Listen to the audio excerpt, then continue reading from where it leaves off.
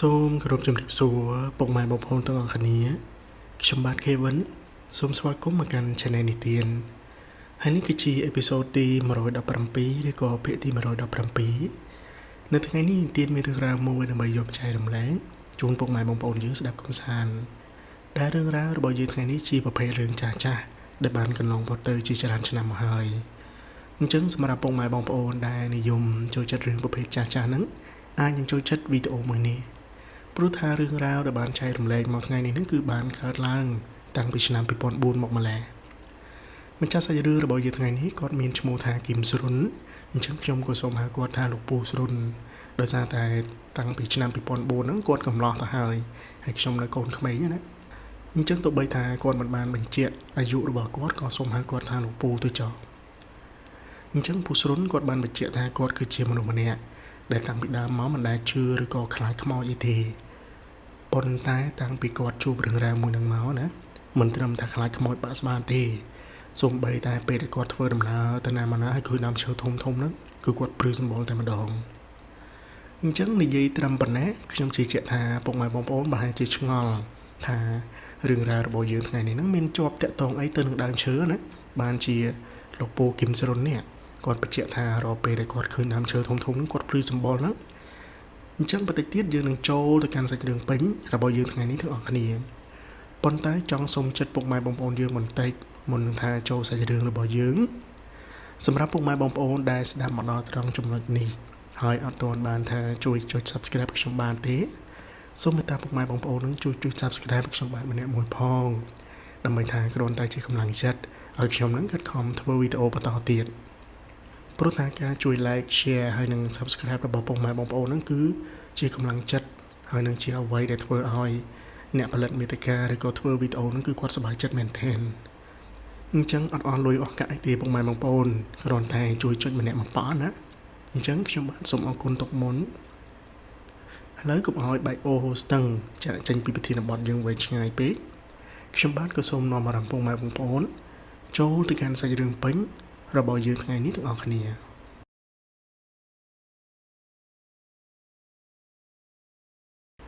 នៅក្នុងឆ្នាំដូចបានបញ្ជាក់ពីខាងដើមរឿងពោលគឺនៅក្នុងឆ្នាំ2004ហ្នឹងលោកពូគឹមស្រុននៅពេលហ្នឹងគាត់មានមុខរបរជាជាងឈើប៉ុន្តែមិនមែនថាជាម្ចាស់សិប្បកម្មរោងឈើនឹងទេគាត់ធ្វើកូនជាងឲ្យគេណាព្រោះថានៅពេលហ្នឹងអាយុរបស់គាត់ហ្នឹងរៀងតិចដែរឲ្យតែថ្ងៃជប់សម្រាប់ហ្នឹងគឺគាត់មានមិត្តភ័ក្តិម្នាក់ដែលមានម៉ូតូណាគេតែងតែមកយកគាត់ហ្នឹងដប់ដើរលេងនៅថ្ងៃមួយហ្នឹងពួកគាត់ទាំងពីរនាក់ក៏បានសម្រេចចិត្តថាជិះម៉ូតូដើរលេងឲ្យរៀងឆ្ងាយបន្តិចព្រោះថានៅពេលនោះគាត់មានពេលឈប់សម្រាករហូតដល់2ថ្ងៃណោះព្រោះធម្មតាការធ្វើការនៅក្នុងរោងឈើរបស់គាត់ហ្នឹងគឺកម្រមានពេលថាឈប់សម្រាកបាន2ថ្ងៃឬក៏ច្រើនណាស់លុះត្រាតែថាប្រជុំឬក៏ចូលឆ្នាំណាបើថាថ្ងៃធម្មតាហ្នឹងមិនងាយទេពេលហ្នឹងគាត់មិនចាំទេថាហេតុអីបានជាមេរបស់គាត់ឬក៏តកែគាត់ហ្នឹងអនុញ្ញាតឲ្យឈប់រហូតដល់2ថ្ងៃអញ្ចឹងនៅពេលដែលមានពេលឈប់សម្រាកច្រើនអញ្ចឹងមិត្តភ័ក្តិរបស់គាត់ហ្នឹងបានន័យថាដប់គ្នាដើរលេងរៀងឆ្ងាយពេលនោះគាត់បញ្ជាក់ថាគាត់ជិះម៉ូតូរហូតទៅដល់ទន្លេបាទីណោះហើយទៅនឹងមិនមែនថាទៅញ៉ាំមាន់ដុតឬក៏ទៅធ្វើអីទេគ្រាន់តែជិះទៅដល់អង្គុយនិយាយគ្នាលេងពីរនាក់ជាមួយមិត្តភ័ក្តិណាហើយរៀងថ្ងៃបន្តិចទើបត្រឡប់មកវិញអញ្ចឹងនៅពេលដែលពួកគាត់ធ្វើដំណើរត្រឡប់មកវិញតាមផ្លូវកាលពេលជំនាន់នោះគាត់បញ្ជាក់ថាគេមានអាធុងទឹកអំពៅណាប៉ុន្តែកាន់ដៃទេពេលដែលគាត់ជិះមកតាមផ្លូវអញ្ចឹងដោយសារតែមេឃហ្នឹងវារៀងក្តៅពេកហើយពួកគាត់ជិះម៉ូតូការជំនាន់ហ្នឹងវាអត់មានមួកសុវត្ថិភាពទេពាក់តែមួកកតឹបធម្មតាណាអញ្ចឹងនៅពេលដែលជិះមកតាមផ្លូវអញ្ចឹងគាត់ក៏ឃើញមានកន្លែងគេលក់ទឹកអំពៅណាអញ្ចឹងគាត់ក៏បានចូលជប់សម្រាកនៅកន្លែងហ្នឹងដោយសារថាវាមានម្លប់ហើយកន្លែងទឹកអំពៅហ្នឹងគេមានធ្វើរោងធ្វើអីហើយដាក់គ្រែឲ្យពួកគាត់អង្គុយប៉ុន្តែគាត់បញ្ជាក់ថាកន្លែងលក់ទឹកអំពៅហ្នឹងគឺមិនមែនគេលក់នៅមុខផ្ទះគេទេគេគ្រាន់តែមកឆ្ការព្រៃកន្លែងហ្នឹងដើម្បីថាឲ្យវារៀងវាលបន្តិចដាក់ធុងទឹកអំពៅរបស់គេហ្នឹងហើយគេធ្វើរោងពីឫស្សីឲ្យមានគ្រែណាគ្រាន់តែប្រក់ដើម្បីឲ្យវាម្លប់អញ្ចឹងនៅពេលដែលគាត់ចូលឈប់សម្រាកហើយទឹកអំពៅម្នាក់មួយកែវអញ្ចឹងចំនួនហ្នឹងគេដាក់ទឹកអំពៅកែវថ្មណាអត់មានថាកែវជ័រដូចយើងទេបើសិនជាអ្នកចង់ខ្ចប់គេដាក់ថង់អង្គុយញ៉ាំទឹកអំពៅបណ្ដាពូគឹមស្រុននេះគាត់ចេះតែសំណេះសំណាលជាមួយនឹងអ្នកលក់ដោយសារតែអ្នកលក់ហ្នឹងគាត់នៅក្មេងហើយមើលទៅដូចជាមិនទាន់មានគ្រួសារដែរអ ចឹងបានន័យថាគាត់ចេះតែលេបខាយពាក្យសម្ដីសួរនាំពីនេះពីនោះទៅនៅពេលដែលនិយាយយូរទៅពេលនោះពូគឹមសុនគាត់បញ្ជាក់ថាដូចមនុស្សពលទឹកមាត់ចឹងវក់និយាយជាមួយអ្នកលក់ណារហូតដល់ថាគាត់និយាយមិនសូវជាបានគិតវែងឆ្ងាយទេនៅនឹងខាងឆ្វេងដៃកន្លែងលក់តឹងពៅមួយហ្នឹងគឺមានដើមព្រីងមួយដើមរាងធំណាគាត់មិនដឹងថាដើមព្រីងមួយហ្នឹងគឺអាយុកាលប្រហែលឆ្នាំទេគាត់ថាវារាងស្ដុកហើយវារាងបាំងកន្លែងលក់តឹងពៅហ្នឹងអញ្ចឹងនៅពេលនោះពូគឹមសុននេះគាត់ក៏បាននិយាយទៅកាន់អ្នកលក់តឹងពៅហ្នឹងថាកន្លែងអូនឯងតែប៉ុតតំណងបើសិនជាមនុស្សជិះមកពីខាងនោះអត់បាំងអាដើមព្រីងមួយនេះទេគេអាចនឹងឃើញហើយគេចូលឈប់សម្រាកបានច្រើនប៉ុន្តែបើសិនជាអ្នកថាជិះរៀងលឿនតិចដឹងតែគេទៅហួរមកហួរហើយដោយសារថាពេលដែលជិះផុតដើមព្រីងហ្នឹងបានឃើញកន្លែងអូនឯងលក់នៅពេលនោះអ្នកលក់តឹងពៅនេះគាត់ក៏និយាយតបទៅវិញណាគាត់ថាហ្នឹងហើយបងភិកច្រើនគេជិះហួរហើយនៅពេលដែលហួរទៅដល់មុខហ្នឹងគឺគេអត់ស្គាល់ជាបកថយក្រោយទេគេទៅកន្លែងនៅមុខណាអញ្ចឹងបានជាកន្លែងគាត់ហ្នឹងរៀងស្ងាត់ហើយលក់មិនសូវដាច់ហើយណាមួយសម្រាប់អ្នកដែលគេថារៀងអំពៃជំនឿគេរៀងខ្លាចគិតច្រើនហើយហ្នឹងគេមិនសូវជាហ៊ានចូលអង្គុយទេព្រោះកន្លែងនេះរៀងស្ដុកពេកនៅពេលនោះលោកពូគឹមសុននេះគាត់ក៏បាននិយាយតបទៅវិញថាហើយចូលឯងមិនកាប់ឆ្កាកន្លែងហ្នឹងឲ្យវាលទាំងអស់ខ្ញុំមិនได้ហ៊ានកាប់បងមិនដីយើងផងលោកពូគឹមសុនគាត់ក៏បានជ្រុលមាត់និយាយមួយម៉ាត់ទៀតថាអញ្ចេះកន្លែងនេះបើបានកាប់អាដើមព្រីងធំនឹងចោលល្អហ្មងកាប់ហើយដឹងថាស្លាប់ហើយគេមើលឃើញពីចម្ងាយណាចឹងគេលែងជីហួរហើយគ្រាន់តែលោកពូគឹមសុនគាត់និយាយបែបហ្នឹងភ្លាមមិត្តភ័ក្តិរបស់គាត់ដែលជាម្ចាស់ម៉ូតូណាគាត់ក៏បានខ្ជិះអត្តកកព្រោះថាទឹកអំពៅគេមិនមានតកកគាត់ហូបទឹកអំពៅបណ្ដាគាត់ទៅពីអត្តកកនឹងបណ្ដាគាត់ក៏បានខ្ជិះអត្តកកនឹងពីមាត់ហើយគប់មកពូគឹមសុនណាបន្ទាប់មកគាត់និយាយមកកាន់ពូគឹមសុនថាអញ្ចេះហេហើយមាត់ឲ្យវាចេះមានកម្របខ្លះផងណាជិះម៉ូតូជាមួយឯងបើកើតអីទៅមិនរងគ្រោះដោយទាំងអញណានៅពេលនោះពូគឹមសុនគាត់បញ្ជាក់ថាគាត់ឆ្ងល់សម្ដីមិត្តភ័ក្តិរបស់គាត់មែនតើគាត់ឆ្ងល់ថាហេតុអីបានជាមកគប់គាត់ហើយនិយាយបែបហ្នឹងគាត់មានបានតែធ្វើអីខុសឯណាបន្ទាប់មកមិត្តភ័ក្តិរបស់គាត់នៅពេលដែលឃើញពូគឹមសុនងាកទៅធ្វើមុខឆ្ងល់អញ្ចឹងគាត់ក៏និយាយថាអាស្អីគេនេះអញស្ដីឲ្យវាប៉ុណ្ណឹងធ្វើមុខឆ្ងល់អត់ដឹងរឿងទៀតបន្ទាប់មកពូគឹមសុននេះគាត់ក៏បាននិយាយទៅកាន់មិត្តភ័ក្តិគាត់ហ្នឹងថាហើយគាត់ហ្នឹងបានតែធ្វើស្អីមិត្តភ័ក្តិគាត់នេះបានជាមកស្ដីឲ្យគាត់ហើយគប់ទៅកកគប់ឲ្យដាក់គាត់អញ្ចឹងណាមិត្តភ័ក្តិរបស់គាត់នេះគាត់ក៏បាននិយាយថាហើយចុះមុននឹងឯងនិយាយឲ្យចង់កាប់ដើមស្អីហើយដើរទៅមើលកន្លែងដើមហ្នឹងមើលនៅនឹងគល់ព្រីងនោះសិតតែជើងធូបបើសិនជាចេញពីកន្លែងហ្នឹងទៅឆ្ងាយទៅនិយាយទៅគាត់មិនថាទេអានេះនៅនិយាយឲ្យជាប់កន្លែងគេពេលដែលមិត្តភ័ក្តិគាត់និយាយបែបហ្នឹងរួចណាពូគឹមសុនគាត់សើចគាត់និយាយថាមុខរបរគាត់គឺគាត់ធ្វើជាជាងឈើមានតែកាប់ឈើមិនដែលថាគាត់ហ្នឹងខ្លាចដើមឈើទេនៅពេលដែលពូគាត់ចេះតែទៅចែកគ្នាអញ្ចឹងអ្នកលក់ទាំងពៅណាគាត់ក៏បានថាបងមកគុំនិយាយច្រើនពេកដោយសារថាអ្នកស្រុកបណ្ដុំហ្នឹងគេជឿហើយនឹងខ្លាចដើមនឹងដែរហ្នឹងណាសូម្បីតែខ្ញុំនៅលក់ឡើងហ្នឹងពេលខ្លះនៅម្នាក់ឯងរៀងរសៀលបន្តិចហ្នឹងក៏ខ្ញុំក៏អត់សូវជាហ៊ាននៅម្នាក់ឯងដែរតែងតែហៅម៉ែឬក៏បងប្អូនឲ្យមកនៅជាមួយណានៅពេលនោះពួកគាត់ទាំងពីរអ្នកហ្នឹងក៏បានឈប់ទៅចែកគ្នាដោយអង្គុយសម្រាប់បន្តទៀតបានបន្តិចពួកគាត់ហ្នឹងក៏បានឲ្យលុយអ្នកលក់រួចក៏បានធ្វើដំណើរត្រឡប់មកវិញនៅពេលដែលឡើងជិះលើម៉ូតូមិត្តភ័ក្តិរបស់គាត់បើកម៉ូតូចេញទៅនេះពូគឹមសុនគាត់ក៏បានងាកក្រោយមើលទៅដើមព្រីងម្ដងហ្នឹងគាត់បញ្ជាក់ថាដើមព្រីងហ្នឹងមិនមែនថានៅជាប់តូបកន្លែងលក់ទឹកអំពៅហ្នឹងហ្មងទេចម្ងាយពីដើមព្រីងហ្នឹងមកកន្លែងលក់ទឹកអំពៅហ្នឹងវាចូល10ម៉ែត្រជាងដែរគ្រាន់តែវាធំណាហើយកន្លែងហ្នឹងវាមានព្រីងនៅខាងក្រោមហ្នឹងវារៀងស្ដុកដែរអញ្ចឹងនៅពេលដែលជិះមកគឺវាបាំងកន្លែងលក់ទឹកអំពៅហ្នឹងមែនបានជាមុនហ្នឹងគាត់ជ្រុលមកនិយាយថាបើកាប់អាកន្លែងហ្នឹងចេញឆ្កាស្អាតវាស្រឡះពេលដែលគេជិះម៉ូតូមកគេមើលឃើញកន្លែងលក់ទឹកអំពៅហ្នឹងតែម្ដងនៅពេលដែលពួកគាត់ទាំងពីរនាក់ធ្វើដំណើរចេញពីកន្លែងលក់ទឹកអំពៅហ្នឹងបានដីប្រហែលជា2គីឡូជាងនៅពេលហ្នឹងពូគឹមសុនហ្នឹងគាត់ក៏បានកេះមិត្តភ័ក្តិគាត់ថាឲ្យឯម៉ូតូទៅគៀនបន្តិចគាត់ចង់បាត់ជើងតូចនៅពេលហ្នឹងមិត្តភ័ក្តិរបស់គាត់ហ្នឹងលោកអ៊ូគាត់ថាឈប់ផឹកទឹកអំពៅមិនមកសន្ទុះធំមិនក៏មិននោមមកហើយឥឡូវតែញ៉ាយអ្នកលក់ណាឥឡូវទៅចេញបានបន្តិចចង់ឲ្យឈប់ម៉ូតូនោមហើយបើសិនជាចុះទៅនោមហ្នឹងគាត់ចាំនៅម៉ូតូមិនក្តៅ3ក្បាលទៅហើយទេអីនៅពេលដែលមិត្តភ័ក្តិគាត់និយាយបែបហ្នឹងរួចពូគឹមសុនគាត់មើលទៅមិត្តភ័ក្តិរបស់គាត់គឺអត់ឃើញពាក់មួកទេអញ្ចឹងគាត់ក៏បាននិយាយថាអាម៉ាហើយចុះណាមួកឯងពេលហ្នឹងបានមិត្តភ័ក្តិរបស់គាត់ហ្នឹងគាត់នឹកឃើញថាអូភ្លេចមួកមានតែភ្លេចនឹងកន្លែងលក់ទាំងប៉ុណ្្នឹងទេឥឡូវអីទេចឹង ឈប់នោមហើយចាំគាត់នៅកន្លែងហ្នឹងទៅគាត់បកខ្នើយទៅយកមុខបន្តែងអញ្ចឹងនៅពេលដែលគាត់ឈប់ដើម្បីឲ្យពូគឹមស្រុនគាត់ចុះទៅបត់ជើងតូចណាមិត្តភក្តិរបស់គាត់ហ្នឹងក៏បានបកមកតមកក្រោយព្រោះថាយើងទៅចេញពីកន្លែងលក់ទាំងពៅហ្នឹងមិនសូវជាឆ្ងាយប្រហែលទេហើយកាលពីជំនាន់នោះ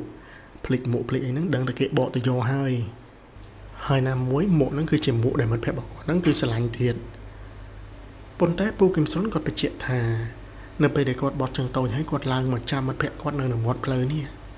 ចម្ងាយដីជិះទៅហើយនឹងជិះត្រឡប់មកវិញហ្នឹងមិនគួរណាថាមិត្តភក្តិរបស់គាត់គឺទៅយូរយ៉ាងហ្នឹងទេបាត់ឡើងមកសន្ទុះធំណាទើបមិត្តភក្តិរបស់គាត់នឹងត្រឡប់មកវិញពូគឹមស្រុនគាត់បារម្ភត្រង់ថាខ្លាចមិត្តភក្តិរបស់គាត់ហ្នឹងទៅជួបគ្រោះថ្នាក់ឬក៏មានរឿងអីតាមផ្លូវណាបែកកង់ម៉ូតូបែកអីចឹងទៅប៉ុន្តែបន្ទាប់ពីមកសន្ទុះធំមកទើបមិត្តភក្តិរបស់គាត់ហ្នឹងគាត់ជិះម៉ូតូត្រឡប់មកវិញពេលដែលពូស្រុនគាត់សួរទៅថាហើយទៅយកមុខហ្នឹងមិនក៏យូរម្ល៉េះមិនគួរណាថាទៅបាត់គាត់ឈរចាំនឹងរយជើងណាប៉ុន្តែមិត្តភក្តិរបស់គាត់ហ្នឹងគាត់បាននិយាយទេគាត់ក៏ប្រាប់ថាអត់មានអីទេឥឡូវឡើងម៉ូតូមកអាងថាយើងត្រឡប់ទៅវិញអញ្ចឹងពូគឹមស្រុនគាត់ក៏អត់មានសួរអីដែរ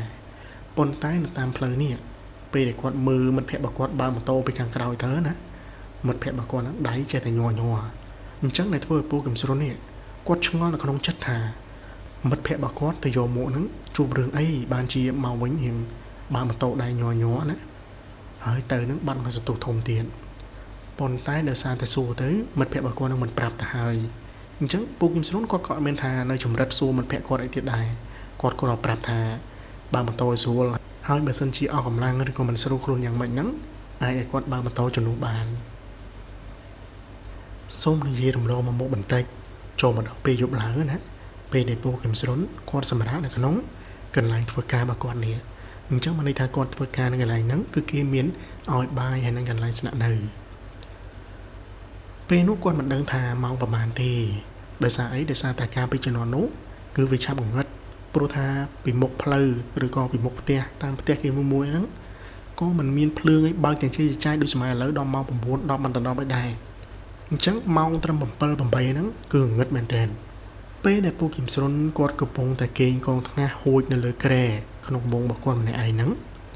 អាទ្វារនៅកន្លែងរងឈើរបស់គាត់នេះគឺអត់មានជាទ្វាររបងឬក៏អីទេអាកន្លែងមាត់ច្រកហ្នឹងគេយកផ្ទាំងស័ង្កសីណាយកទៅបិទហើយខ្ទាស់ឈើចាក់ចង្វាក់ដើម្បីធ្វើជាទ្វាររបស់អារោងឈើហ្នឹង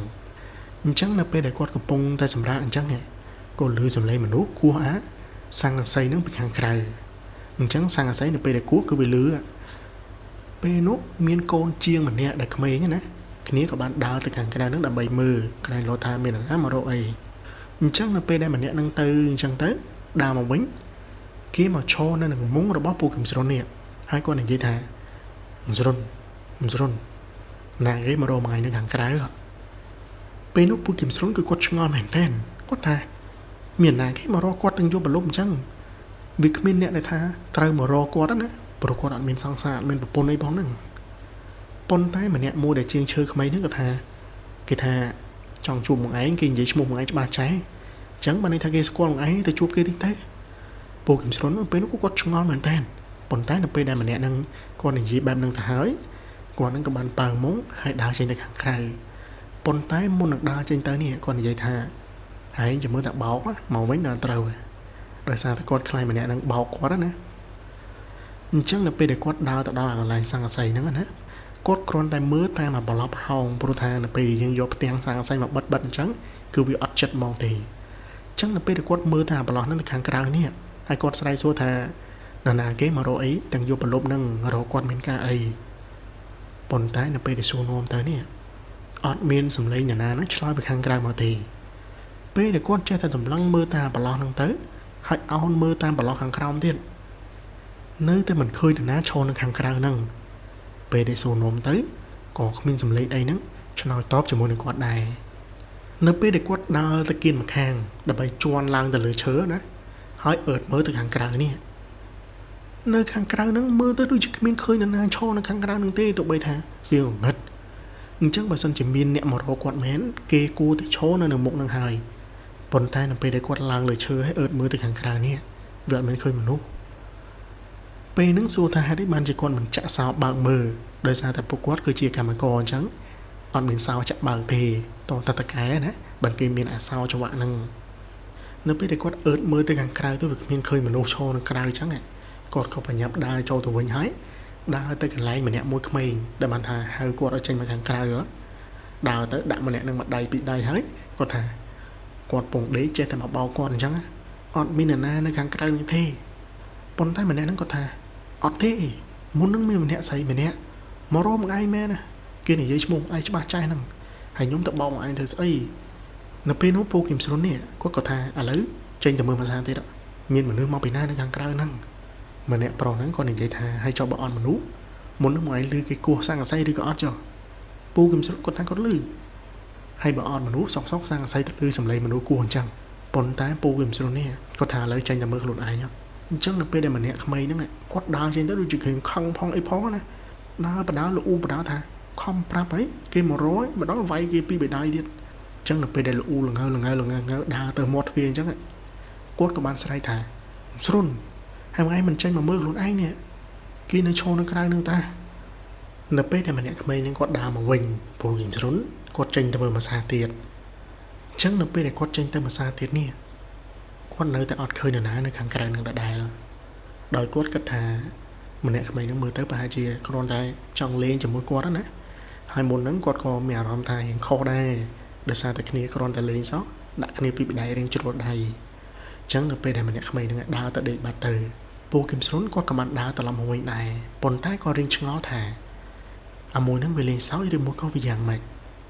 ប៉ុន្តែមើលទៅវាដូចមិនមែនលេងសើចដូចជាវាពិតជាឃើញនរណាថាមករកគាត់មែនណាប៉ុន្តែមករកអីបើសិនជាគាត់ចេញមកអត់ឃើញនរណាផងហ្នឹងអញ្ចឹងនៅពេលដែលគាត់ដើរទៅដល់កន្លែងម្នាក់ក្មេងនឹងដេកនេះគាត់ក៏បានសួរថាមុនហ្នឹងមាននរណាមករកបងមែនឬក៏អីនៅពេលនោះម្នាក់ក្មេងនឹងថាអូឈប់និយាយមកឯងខំប្រាប់ឲ្យវាយគេឡើងពីបដៃពេលនោះពូគឹមស្រុនក៏ថាគាត់សុំទោសប៉ុន្តែគាត់ចង់ដឹងថាមុនហ្នឹងមានណាគេមករកគាត់បើសិនជាគាត់ចេញទៅអត់មានឃើញមនុស្សនេះម្នាក់ក្មេងហ្នឹងគាត់បាននិយាយថាអូយខ្ញុំមិនដឹងបើសិនជាម្នាក់ហ្នឹងស្លៀករ៉ូបពណ៌ខ្មៅនេះឈរនៅខាងមុខហ្នឹងហើយពេលដែលចេញទៅសួ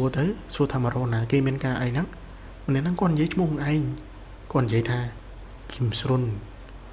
និយាយតែប៉ុណ្្នឹងហើយអញ្ចឹងខ្ញុំមិនមកហៅបងឯងឲ្យគាត់ខ្ញុំស្មានសងសារមកឯងឬក៏អីអញ្ចឹងខ្ញុំមិនដឹងនៅពេលដែលសួរនាំបែបនោះហើយពូគឹមស្រុននេះគាត់ក៏ប្រាប់ឲ្យម្នាក់ហ្នឹងថាអីទេចឹងដេកទៅគាត់មិនអស់ចិត្តគាត់ក៏បានដើរមកខាងមុខទ្វារនឹងម្ដងទៀតដោយគាត់ឡើងទៅលើអាកំណោឈើហ្នឹងហើយអឺតមើលទៅខាងក្រៅប៉ុន្តែទោះបីថាគាត់ព្យាយាមរកមើលទៅខាងក្រៅយ៉ាងណានេះក៏ដូចជាមើលទៅមិនឃើញថាមានអីសោះប៉ុន្តែគាត់បែរជាទទួលអារម្មណ៍ថាពេលដែលគាត់ឡើងទៅលើហ្នឹងណាខ្យល់ដែលមកប៉ះខ្លួនគាត់នេះគឺមានអារម្មណ៍ថាវាត្រជាក់រៀងខុសធម្មតាអញ្ចឹងដែលធ្វើពូគឹមស្រុននេះគាត់មានអារម្មណ៍ថាអត់កៅទេរៀងចង់ធ្លាក់ខ្យល់ណាអញ្ចឹងបញ្ញាទៅងូតទឹកឲ្យហើយសិនអាំងចូលសម្រាប់នៅពេលដែលគាត់យកកម្មាដើម្បីដើរទៅងូតទឹកនៅខាងក្រោយគាត់បញ្ជាក់ថាការពីសម័យនោះអត់មានថាទឹកម៉ាស៊ីនងូតក្នុងកន្ទប់ទឹកអីដូចឥឡូវទេ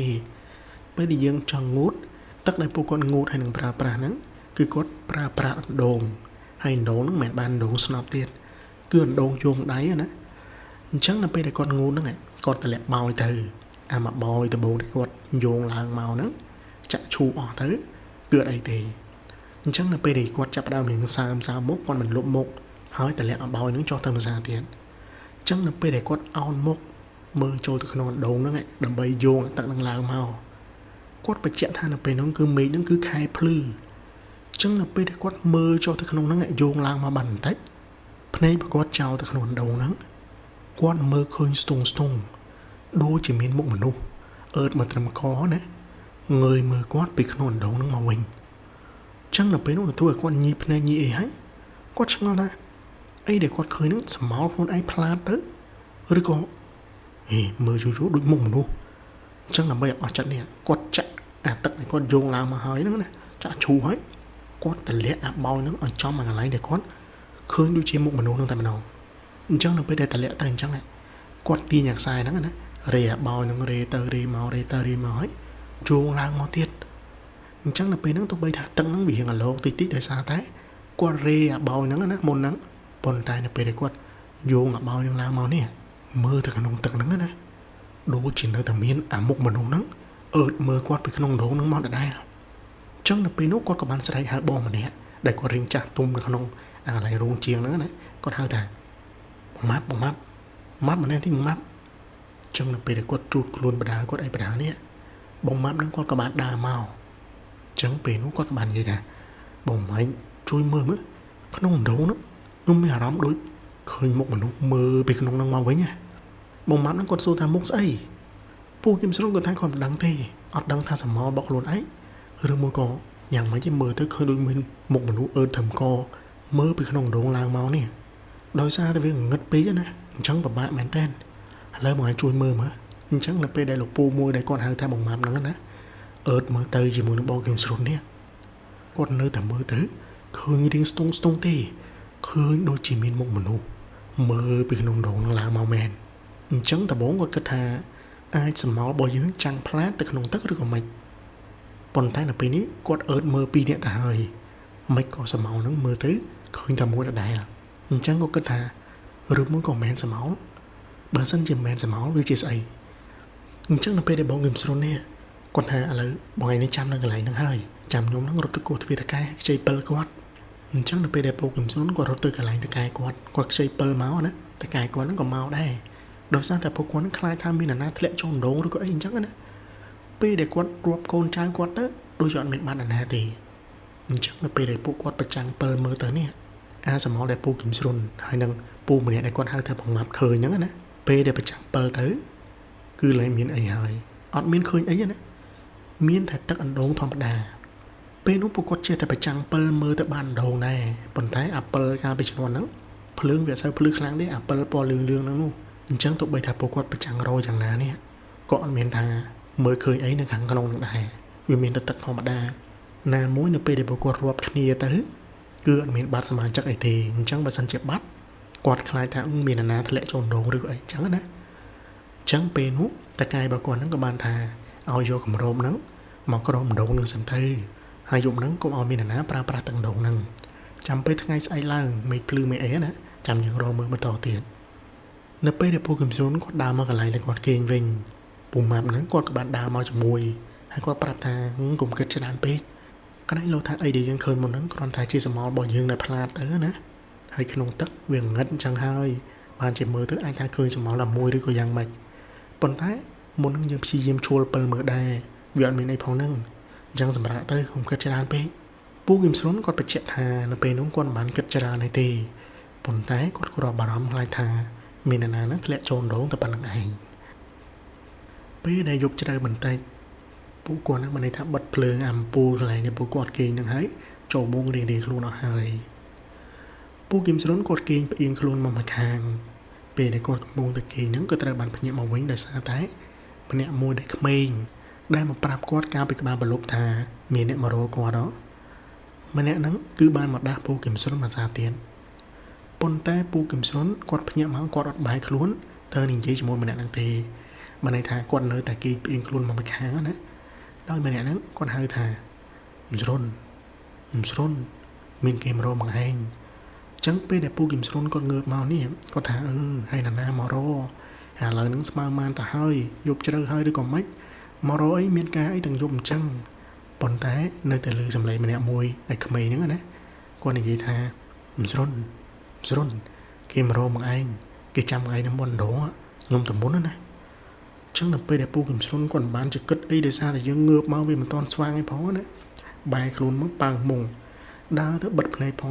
ណារអ៊ូម្នាក់ឯងថាអាស្អីគេនេះក៏វាអាសាម្លេះឲ្យតែគេមករកមកហៅឯងដាស់ឯងទាំងកណ្ដាលយប់ទាំងអីអញ្ចឹងណាចឹងនៅពេលដែលគាត់ដើរញីភ្នែកដើរសម្ដៅទៅមាត់ដងនេះពេលនោះពូគឹមស្រុនគាត់នឹកឃើញថា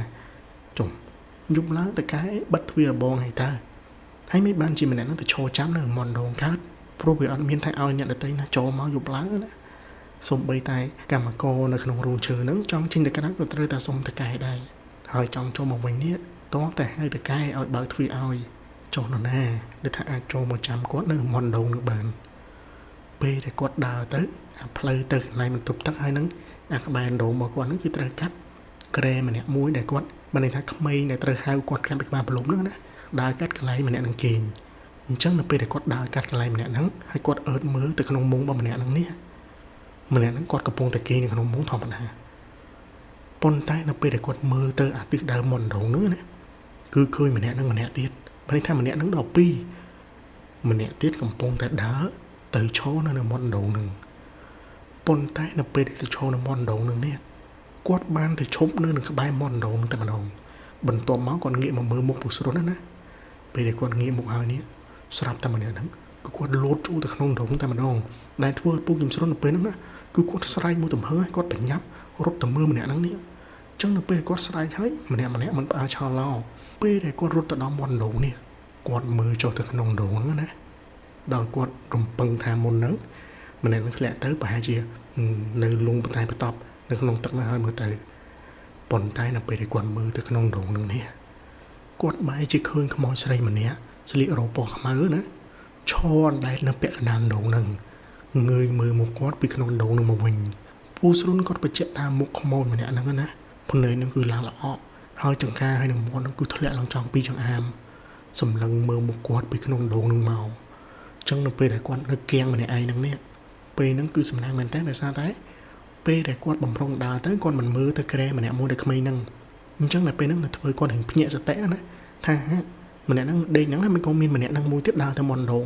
ប៉ុន្តែនៅពេលដែលឃើញម្នាក់ហ្នឹងលូតចុះទៅនេះដែលធ្វើឲ្យគាត់ភ្លេចសតិវិញនេះហើយគាត់ស្រែកមួយទំហឹងដោយសារតែឃើញម្នាក់ហ្នឹងលូតអញ្ចឹងមិនធ្វើឲ្យគេគ្រប់គ្នាហ្នឹងគឺគេផ្អើលមកហើយចេញពីក្នុងមុងអញ្ចឹងអាកំឡុងពេលដែលគាត់នៅឈរថ្មឹងហ្នឹងនេះម្នាក់មួយហ្នឹងណាបានលូកដៃពីក្នុងដងមកដូចជាបំរុងនឹងចង់ចាប់គាត់ទាញចូលរោឬក៏មិនក៏គាត់មិនដឹងដែរប៉ុន្តែនៅពេលដែលដៃជាតែវែងទៅអញ្ចឹងណាពូម៉ាប់ហើយនឹងអ្នកដែលធ្វើការនៅកន្លែងហ្នឹងគេក៏បានមកអោបគាត់ហើយចាប់គាត់គ្រីកចេញពីកន្លែងហ្នឹងណាពូស្រុនគាត់ថានៅពេលហ្នឹងគឺគាត់នៅតែភ្លឹកហើយអត់ដឹងថាខ្លួនឯងត្រូវធ្វើមិនទេនៅគៀងអញ្ចឹងណាភ្នែកនៅបើកកលេងកឡង់មើលចុះមើលឡើងដោយសារតែគាត់សឹងតែអត់ជឿនៅអ្វីដែលគាត់បានឃើញហ្នឹងប៉ុន្តែអ្វីដែលសំណាងហ្នឹងគឺគ្នាគាត់មកចាប់គ្រាកគាត់ចេញពីកន្លែងហ្នឹងចង់នៅពេលដែលគេគ្រាកមកដល់កន្លែងដែលគាត់គេវិញនេះទាញមងទាញអីចោលណាបន្ទាប់មកគេព្យាយាមផ្ទះគាត់កុំឲ្យនៅគាត់គេអញ្ចឹងពេលនោះពូម៉ាប់នេះគាត់ក៏បានឲ្យគ្នាគាត់ហ្នឹងថានឹងទៅដួសទឹកមកលុបមុខលុបអីឲ្យគ្នានៅឲ្យស្វាងប៉ុន្តែនៅក្បែរហ្នឹងគឺវាអត់មានទឹកទេហើយបើសិនជាត្រូវការទឹកតើតែដួសពីដងអញ្ចឹងនៅពេលនោះក្បែរពួកគាត់ហ្នឹងគឺមានតែស្រារបស់ពូម៉ាប់ហ្នឹងណាអញ្ចឹងពូម៉ាប់នេះគាត់ក៏បានយកអាស្រាសរបស់គាត់ហ្នឹងក្តៅណាគាត់យកមកដាក់នៅក្នុងមាត់ហើយព្រោះដាក់មកមុខពូស្រុននេះអញ្ចឹងនៅពេលនោះពូស្រុនគាត់ថាគាត់នឹងស្វាងទៀតណានៅពេលដែលព្រោះមកផែតចឹងមកប៉ុន្តែនៅពេលនោះគឺគាត់នៅតែឃើញខ្មោចស្រីមួយហ្នឹងណាដែតពីដងហ្នឹងបន្ទាប់មកក៏បានរលាយបាត់បន្តិចម្ដងពេលនោះពូស្រុនគាត់ថាគាត់ខ្លាចមែនតើគាត់ស្រែកណាហើយបន្ទាប់មកគាត់ច្អល់ទៅដងហ្នឹងគាត់ថាអូយគាត់ឃើញខ្មោចដែតពីដងមកមុននឹងវាលូកដៃមកបំរុងច្បាច់កឬក៏ទាញគាត់ចូលដងហើយចឹងនៅពេលដែលពួកគាត់ទាំងអស់គ្នានេះព្យាយាមសម្រួលអារម្មណ៍របស់ពូស្រុនណាប៉ុន្តែគេគ្រប់គ្នាគាត់ឆ្ងល់ថាអញ្ចឹងដងហ្នឹងតកែរបស់គាត់ឲ្យយកគម្របគម្របសំងហ្នឹងណាយកមកគ្របហ្នឹងទៅហើយចុះណាហ្នឹងទៅបើគម្របហ្នឹងប៉ុន្តែនៅពេលដែលគេសួរនាំទៅនេះអត់មានណាបានទៅបើគម្របដងហ្នឹងទេចុះបើអត់បើមិនក៏ដងហ្នឹងវាបើខ្លួនឯងពូស្រុននៅពេលនោះគាត់ថានេះគាត់ឃើញអាមួយនេះមកហៅគាត់ឲ្យទៅកន្លែងហ្នឹងណាប៉ុន្តែម្នាក់មួយដែលជាងក្មេងហ្នឹងគាត់ថាអត់ទេគាត់អត់មានបានហៅទេគាត់ដេកណាដេកអត់ដឹងអីទេតតាពេលដែលពូស្រុននេះគាត់ស្រែកទៅបានគាត់នឹងភ្ញាក់មួយគេមួយឯងដែរហ្នឹងគាត់អត់មានបានបើហៅពូស្រុនហ្នឹងទៅណាទៅមុនដងណាចាំអីទេគាត់អត់មានដឹងរឿងអីទាំងអស់អញ្ចឹងដល់ពេលនោះបានតកែនៅកន្លែងហ្នឹងណាគេយកធូបយកអីមកអុជបន្ទាប់មកក៏ឲ្យពូខ្ញុំស្រុននេះយកធូបហ្នឹងទៅដោតនៅកន្លែងប្រភូមិហើយនិយាយសូមឲ្យប្រភូមិនឹងជួយការពារសូមខមាទោសបើសិនតែធ្វើអីខុសឬក៏អីអញ្ចឹងណានៅពេលនោះតកែរបស់គាត់ហ្នឹងគាត់សួរថាហើយជុកខ្ញុំស្រុនឯងហ្នឹងមានតែនិយាយខុសមុនខុសកបែបននៅកន្លែងម្ចាស់ទឹកម្ចាស់ដីឬក៏អ្នកតាឯនៅកន្លែងណាឬក៏អត់បានជាសក់ទៅជាឃើញអញ្ចឹងណាព្រោះថាគ្រប់គ្នានៅកន្លែងហ្នឹងមកយកហើយវាអត់ដែរឃើញអីទេហើយមួយវិញទៀតកន្លែងដែលគាត់នៅហ្នឹងមានប្រភូមិមានអីត្រឹមត្រូវណាអញ្ចឹងមិនគួរណាថាមានអមនុស្សពីខាងក្រៅហ្នឹងចូលបានទេតើតែខ្ញុំស្រុនឯងហ្នឹងទៅនិយាយបែបបនខុសមាត់ខុសកអីឲ្យគេប្រកាន់បានជាគេហ្នឹងអាចថាមានមូលហេតុអាចចូលមកអុកលុកបាននៅពេលនោះពួកខ្ញុំស្រុនក៏គាត់អង្គុយរនឹកមែនតែនទើបតែគាត់នឹកឃើញថាបើនិយាយពីរឿងខុសមាត់ខុសកមានតាពេលដែលពួកគាត់មកពីដើរលេងជាមួយមិត្តភក្តិគាត់ហើយអង្គុយញ៉ាំទឹកអំពៅនៅក្បែរដើមព្រីងមួយហ្នឹងព្រោះតែពាក្យមួយម៉ាត់ដែលគាត់និយាយថាបើកាប់អាដើមនឹងចេញឆ្លាស់គេមើលមកឃើញកន្លែងលក់ទឹកអំពៅហ្នឹងអត់បាក់ឲ្យគេជិះហួសទៅហួសមកណា គាត់ថាបើសិនជានិយាយពីរឿងខុសមាត់ខុសកមានតែសម្ដីមួយម៉ាត់នឹងទេគ្រាន់តែស្ដាប់ឮប៉ុណ្ណឹងភ្លាមណាតកែរបស់គាត់ហ្នឹងក៏បានចូលទៅខាងក្នុងយកអំបិលយកអង្ករហើយគាត់ហ្នឹងក៏បានយកធូបមកអុជបន្ទាប់មកគាត់ក៏បានយកអំបិលយកអង្ករហ្នឹងដើរបញ្ជេពីមុខកន្លែងរបស់គាត់ហ្នឹងហើយគាត់និយាយថាបើសិនជាអ្នកនៅក្នុងហ្នឹងខុសមាត់ខុសខយឲ្យគាត់សុំកម្មាទោសត្រឡប់ទៅវិញទៅចាំគេសែនព្រេនឲ្យត្រឹមត្រូវកុំបន្ធ្វើបាបអ្នកនៅក្នុងហ្នឹងណាហើយគាត់ថាបើសិនជានិយាយមកស្ដាប់គ្នាហ្នឹងឲ្យវិនិច្ឆ័យតាមអង្គតាមអំបិលរបស់គាត់ដើរបញ្ជេវិញទឹកពេញដីនៅពេលហ្នឹងបន្ទាប់មកស្អែកឡើងនេះគាត់ក៏បានឲ្យពូគឹមស្រុនហ្នឹងទៅទិញចេកមួយស្និតដើម្បីដាក់សែនកន្លែងប្រភូមិឲ្យនិយាយសុំកម្មាទោសទៅកុំអនុញ្ញាតឲ្យខ្មោចព្រៃខ្មោចមកពីខាងក្រៅហ្នឹងចូលមកអុកលុកអ្នកនៅក្នុងហ្នឹងណាហើយសម្រាប់នៃការនិយាយខុសមាត់ខុសករបស់គាត់ហ្នឹងចាំគាត់ទៅសុំកម្មាទោសនៅពេលដែលពួកគាត់នេះមានពេលទៅកន្លែងគេម្ដងទៀតប៉ុន្តែសម្រាប់ថ្ងៃស្អែកឡើងបន្ទាប់ពីអាយុការហែងហ្នឹងមកណាមិត្តភ័ក្តិរបស់ពូគឹមស្រុននេះក៏បានជិះម៉ូតូមករោងឈើរបស់ពូគឹមស្រុនទៀតអញ្ចឹងពេលដែលគាត់មកនោះគាត់ក្នុងបំណងមកនិយាយលេងធម្មតាទេប៉ុន្តែនៅពេលដែលពូគឹមស្រុននេះគាត់និយាយរឿងរ៉ាវហ្នឹងប្រាប់មិត្តភ័ក្តិរបស់គាត់ណាមិត្តភ័ក្តិរបស់គាត់ហ្នឹងគាត់ថាអូអត់កើតទេអញ្ចឹងព្រោះថាអាពេលដែលពូគឹមស្រុនចេញពីកន្លែងដែលពួកគាត់ផឹកទឹកបើហ្នឹងហ៎ពូគឹមស្រុនមិនឈប់នោមមិត្តភ័ក្តិរបស់គាត់មិនជិះម៉ូតូបកទៅយកមួកមិត្តភ័ក្តិរបស់គាត់ហ្នឹងគាត់បានសួរថាពេលដែលឯងជិះទៅយកមួកហ្នឹងណាអាម៉ាឯងដឹងមានរឿងអីកើតឡើងអត់គ្នាទៅយូរហ្នឹងដោយសារតែអញ្ចែកពេលដែលទៅដល់កន្លែងលក់ទឹកអំពៅហ្នឹងណាអ្នកលក់ទឹកអំពៅហ្នឹងកំពុងតែប្រម៉ែប្រមូលឲ្យវ៉ាន់ទុកដោយរៀបចំត្រឡប់ទៅផ្ទះវិញអញ្ចឹងពេលនោះគាត់ហ្នឹងក៏បានសួរថាហីហើយប្រមូលវ៉ាន់ត្រឡប់ទៅវិញហ៎ម៉ោងនេះច្រើនសឹងអីហ្នឹងហើយមិនក៏មិននៅលក់លេងសិនអញ្ចឹងណាពេលនោះអ្នកលក់ទឹកអំពៅហ្នឹងក៏ថាអូយបងអើយបានបងឯងមកអញ្ចឹងល្អហើយបងឯងនៅអង្គុយនឹងមកស្ទុះសិនទៅតម្រាំថាពូរបស់គាត់ហ្នឹងគាត់មកជួយរៀបចំអវ៉ាន់ណាពេលនោះគាត់ឆ្ងល់មែនទេគាត់ថាហើយមានរឿងអីកើតឡើងបានជានិយាយមកដូចយើងខ្លាចអញ្ចឹងណាពេលនោះអ្នកលក់ទាំងទៅនោះគាត់និយាយថាអញ្ចែកពេលដែលពងឯងចេញទៅបានបន្តិចនេះកំពុងតែអង្គុយណាស្រាប់តែមានមេឈើមួយធ្លាក់មកប្រាវបន្ទាប់មកពេលដែលគាត់សម្លឹងមើលទៅខាងកន្លែងដើមព្រីងហ្នឹងណាអត់មានខ្យល់ទេប៉ុន្តែនិយាយពីអាដើមព្រីងហ្នឹងមែកវាណានិយាយពីយកដូចខ្យល់ខ្លាំងអញ្ចឹងណាចឹងឯងនេះធ្វើគាត់នឹងគាត់ព្រឺសម្បល់ឲ្យខ្លាចតែម្ដងគាត់សុកចិត្តបកដៃឲ្យម៉ូតូដុំដើម្បីឲ្យម៉ូតូដុំហ្នឹងជិះទៅប្រាប់ពូគាត់ណាឲ្យមកជួយរៀបចំឲ្យវ៉ាត់គាត់ផងដោយសារថាសុកដើមព្រីងហ្នឹងអត់មានខ្យល់តែវាយកដូចខ្យល់ខ្លាំងអញ្ចឹងណាចឹងថាអូពេលហ្នឹងគាត់ព្រឺសម្បល់ខ្លាំងមែនតើអញ្ចឹងឯងបានជាមិត្តភ័ក្តិរបស់គាត់នោះនៅពេលហ្នឹងគាត់ទៅបាត់ម៉ាស្តូធំហ្នឹងគឺគាត់នៅអង្គុយបានជាគ្នាជាមួយនឹងអ្នកលក់ទឹកអំពៅហ្នឹងតម្រុំថាពូរបស់អ្នកលក់ទឹកអំពៅហ្នឹងគាត់មកជួយរៀបចំអីវ៉ាន់អញ្ចឹងនៅពេលហ្នឹងពេលដែលមិត្តភ័ក្តិរបស់គាត់ស្ដាប់រឿងអញ្ចឹងណាកំឡុងពេលដែលគាត់នៅជាមួយអ្នកលក់ទឹកអំពៅហ្នឹងគាត់ក៏បានដើរទៅប៉ុន្តែមិនមែនថាទៅចិត្តដើមព្រីងពេកទេគ្រាន់តែដើរចេញពីកន្លែងលក់ទឹកអំពៅបន្តិចមុខបែរទៅហ្នឹងគាត់លើកដៃសាពះគាត់ថាគាត់សុំកម្មាទោសហើយបើសិនជាមិត្តភ័ក្តិរបស់គាត់ឈ្មោះគឹមស្រុននេះនិយាយលើសលួសអីណាគុំប្រកាន់អីវាគ្រាន់តែនិយាយទេវាអត់មានបំណងថាចង់មកបំផ្លាញចម្រោកឬក៏លំនៅរបស់អ្នកឯងទេចង់គុំប្រកាន់គាត់និយាយប៉ុណ្ណឹងរួចទើបគាត់ដើរមកកន្លែងលក់ទឹកអំពៅវិញហើយតម្រាំថាពូរបស់អ្នកលក់ទឹកអំពៅមកដល់ទើបគាត់ហ្នឹងបានន័យថាជិះម៉ូតូត្រឡប់មកយកពូគឹមស្រុនវិញអញ្ចឹងបានជាពេលនោះណាពូគឹមស្រុនគាត់បាត់មិត្តភ័ក្តិគាត់មួយសតុធំហ្នឹងហើយថ្ងៃហ្នឹងមូលហេតុដែលគាត់មកអង្គុយនិយាយលេងជាមួយពូគឹមស្រុនហ្នឹងគឺគាត់ចង់យករឿងហ្នឹងមកប្រាប់ដែរប៉ុន្តែនៅពេលដែលមកអញ្ចឹងពូគឹមស្រុនគាត់ប្រាប់រឿងរ៉ាវដែលគាត់បានជួបយប់មិញមុនអញ្ចឹងដែលធ្វើឲ្យពួកគាត់ទាំងពីរហ្នឹងថាអូ 100% មកពី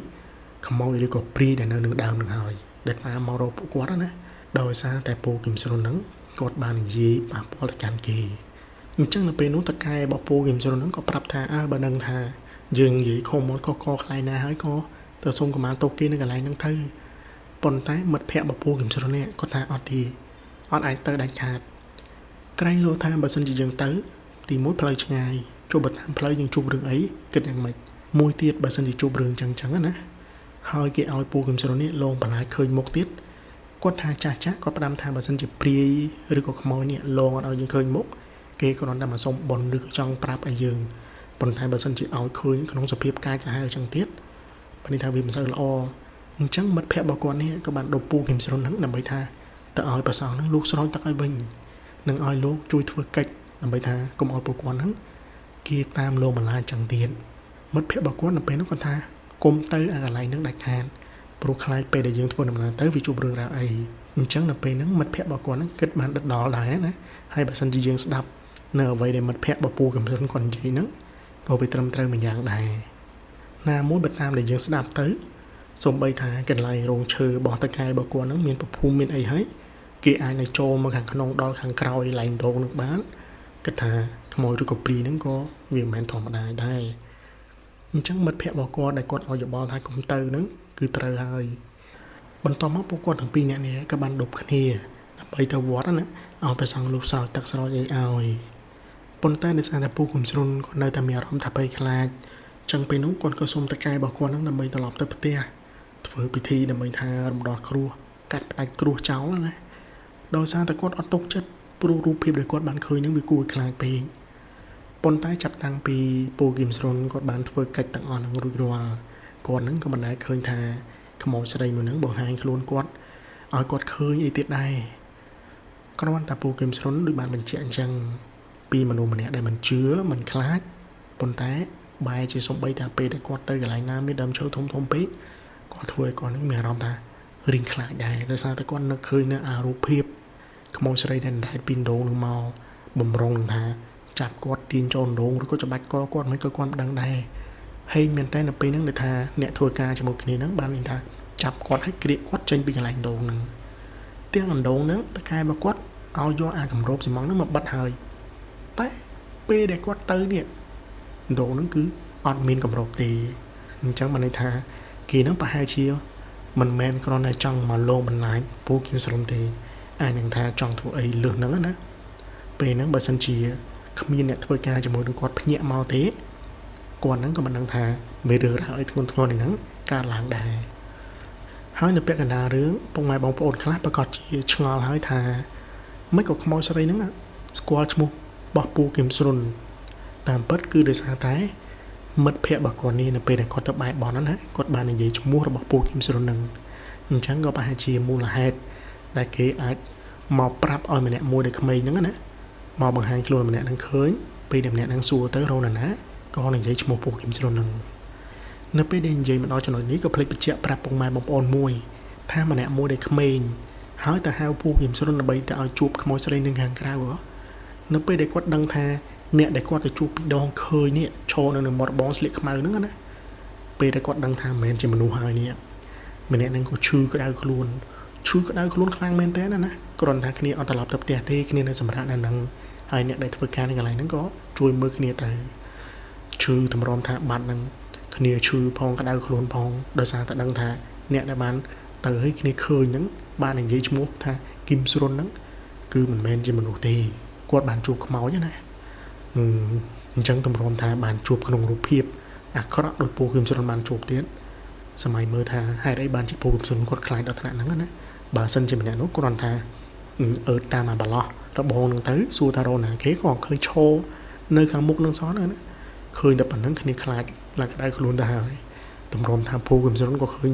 ក្នុងសភាពគួរខ្លាចទៀតអញ្ចឹងបានជាគាត់ថាគាត់បាក់ស្បានឹងឯងអូខេពុកម៉ែបងប្អូនអញ្ចឹងតើអស់នេះគឺជារឿងរ៉ាវដែលបានកើតឡើងនៅក្នុងអេពីសូតទី117របស់យើងថ្ងៃនេះអញ្ចឹងបន្ទាប់ពីបានស្ដាប់រឿងរ៉ាវនេះហើយយ៉ាងមិនដែរខ្លាចទេប៉ុន្តែទាំងអស់នេះវាគ្រាន់តែជាបទពិសោធន៍របស់បុគ្គលតែប៉ុណ្ណោះព្រោះថានិទានបង្កើតឡើងគឺគ្រាន់តែចង់ចែករំលែករឿងខ្មោចដើម្បីឲ្យពុកម៉ែបងប្អូនបានស្ដាប់កំសាន្តដូចជាយើងធ្លាប់ស្ដាប់ពីចាស់ៗគាត់និទានប្រាប់ឬក៏មិត្តភ័ក្តិនឹងនិយាយប្រាប់គ្នាតែប៉ុណ្្នឹងឯងមិនជំរុញឲ្យពុកម៉ែបងប្អូនជឿទេថាខ្មោចមានពិតឬក៏មិនមានពិតនោះអញ្ចឹងសូមស្ដាប់ត្រឹមតែជាការកំសាន្តទៅបានហើយសូមស្ដាប់ដោយការពិចារណាប្រសិនបើពុកម៉ែបងប្អូនស្ដាប់មកដល់ត្រង់ចំណុចនេះហើយអត់ទាន់បានចុច Subscribe ឲ្យខ្ញុំបាទទេក៏សូមមេត្តាពុកម៉ែបងប្អូននឹងជួយចុច Subscribe ខ្ញុំបាទម្នាក់មួយផងហើយសម្រាប់ពុកម៉ែបងប្អូនដែលចង់គាំទ្រការផលិតវីដេអូរបស់នេះទៀតក៏អាចផ្ញើមកបានតាមរយៈ ABA ដែលខ្ញុំ pin នៅក្នុង comment នៅខាងក្រោមប្រសិនបើការនិទានរបស់ខ្ញុំបាននិទានទៅមានកំហុសខុសឆ្គងលើសលួសពីពេចត្រង់ណាបំសំរុំនោះក៏សូមមេត្តាខន្តីនិងអភ័យទោសពីសំណាក់ពុកម៉ែបងប្អូនជាប្រិយមិត្តអ្នកស្ដាប់ផងខ្ញុំបាទ Kevin នឹងខិតខំស្វែងរករឿងរ៉ាវថ្មីៗដើម្បីយកមកចងក្រងធ្វើជាវីដេអូចែកជូនពុកម៉ែបងប្អូនយើងស្ដាប់កំសាន្តទៀតបើចង់ស្ដាប់រឿងនិទានកុំភ្លេចនិទានសូមអរគុណច្រើនសូមជម្រាបលា ជួបគ្នានៅអេពីសូតបន្តទៀត